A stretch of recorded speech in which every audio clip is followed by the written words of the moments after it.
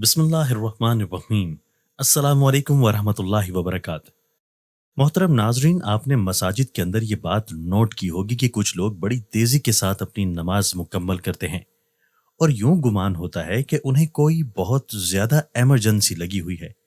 اسی طرح سے کچھ عورتوں کو بھی دیکھا گیا ہے کہ جلدی سے وضو کیا اور پھر جلدی جلدی سے نماز ادا کی اور اپنے روزمرہ کے کام کاج میں مصروف ہو گئیں۔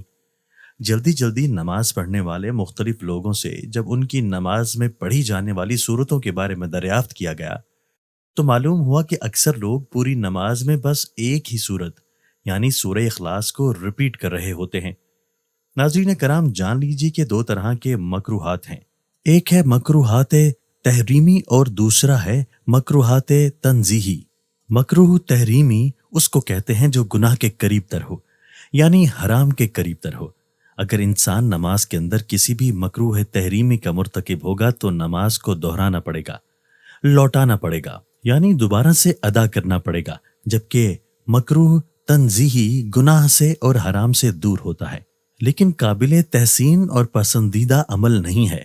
یعنی اگر مکروہ تنزیہی ہوگا تو وہ گناہ یا حرام تو نہیں ہے لیکن وہ قابل تحسین بھی نہیں ہے۔ یعنی اگر کوئی شخص ایسے کسی عمل کی عادت بنا لے تو اس کی تعریف یا حوصلہ افزائی نہیں کی جا سکتی۔ مکروہ تنزیہی کے اس عمل کی ایک مثال یہ ہے کہ اگر ہمارا گمان ہے کہ عموماً زیادہ تر لوگ، جن میں مرد اور خواتین دونوں شامل ہیں، وہ نماز کی ہر رکعت میں ایک ہی صورت یعنی سورہ اخلاص کی تلاوت کرتے ہیں اور اس طرح سے وہ اپنی نماز مکمل کر لیتے ہیں، تو اس طرح سے نماز تو ادا ہو جاتی ہے لیکن اس کو قابل تحسین یا قابل تعریف نہیں کہا جا سکتا۔ مثلا کسی نے فجر کے 2 فرضوں میں پہلے سورہ فاتحہ پڑھی اور پھر سورہ اخلاص کو اس کے ساتھ ملایا۔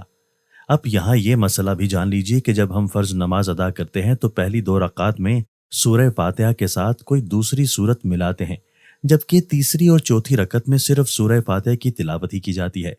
تو جب کوئی نمازی پہلی اور دوسری دونوں رکعات میں سورہ فاتحہ کے ساتھ ایک ہی سورت ملا کر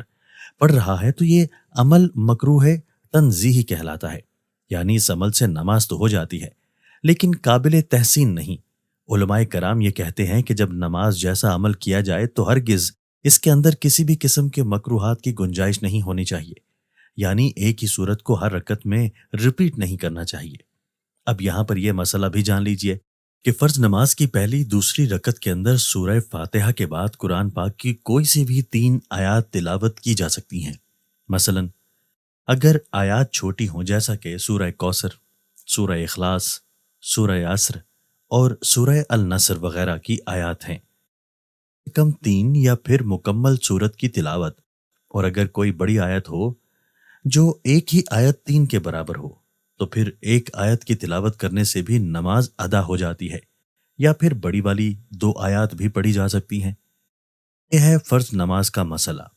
لہٰذا اپنے گھر کی خواتین کو بھی یہ بات سمجھائیں کہ ہر رکعت میں صرف سورہ اخلاص نہیں پڑھنی بلکہ مختلف صورتیں بدل بدل کر پڑھنی ہیں۔ اب آ جاتے ہیں سنت اور نوافل کی جانب، تو ان میں تہجد کی نماز ہے، چاشت، اشراق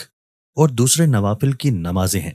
مثلا صلاۃ الحاجت ہے، صلاۃ التوبہ ہے، یا کوئی شکرانے کے نوافل کی منت مانی ہوئی ہے کہ میرا فلاں کام بخیر و خوبی ادا ہو جائے تو میں اللہ کی خوشنودی کی خاطر اتنے نوافل ادا کروں گا یا کروں گی۔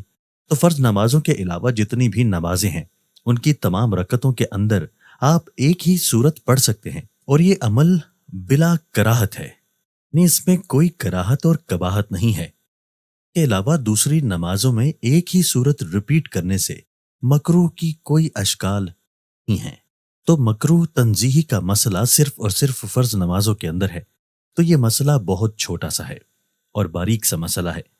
کہ بعض اوقات لوگ کہتے ہیں کہ جی میں نے کسی سے پوچھا تھا تو انہوں نے کہا تھا کہ ہر رکعت کے اندر آپ ایک ہی سورت پڑھ سکتے ہیں۔ تو جان لیجئے کہ بالکل آپ ہر رکعت کے اندر ایک ہی سورت پڑھ سکتے ہیں، لیکن فرض نمازوں کے علاوہ فرض نماز میں اگر آپ ایک ہی سورت کو ریپیٹ کر رہے ہیں تو یہ مکروہ تنزیہی ہے، یعنی نماز تو ادا ہو جائے گی لیکن یہ عمل قابل تحسین اور پسندیدہ عمل نہیں ہے۔ پیارے خواتین و حضرات، اب دوسرا مسئلہ یا دوسری بات وہ ضروری کرنے والی ہے، تو چاہے مرد حضرات ہوں جو مساجد میں جا کر نماز ادا کرتے ہیں یا خواتین ہوں جو گھر میں نماز ادا کرتی ہیں، تو ہر ایک کو یعنی ہر مرد اور ہر عورت کو چاہیے کہ قرآن پاک کی آخری 10 صورتیں ماں ترجمہ اور تجوید اچھی طرح سے یاد کریں،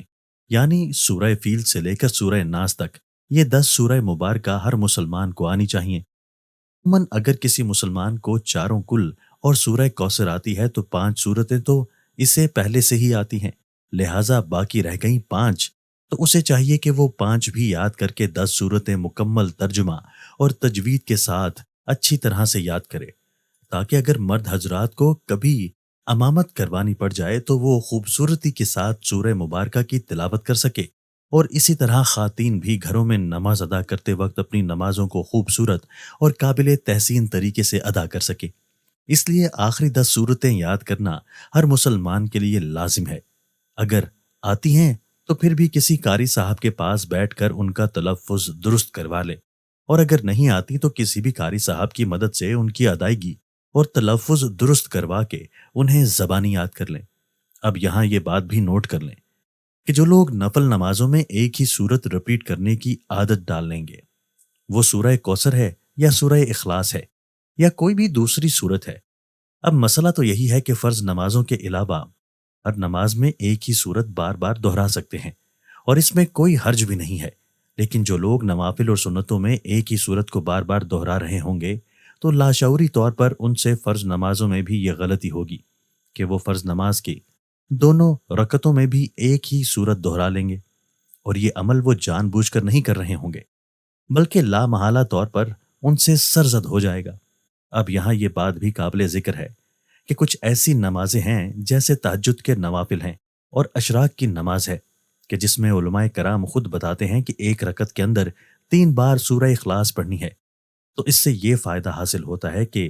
ایک مکمل قرآن پڑھنے کا ثواب حاصل ہو جاتا ہے۔ اسی طرح سے صلاۃ التسبیح یا دوسرے کچھ اور ایسے نوافل بھی ہیں کہ جن میں علماء خود بتاتے ہیں کہ سورہ اخلاص کی کتنی تعداد پڑھنی ہے، تو ان میں ان تعداد کو پورا کرنا ضروری ہے۔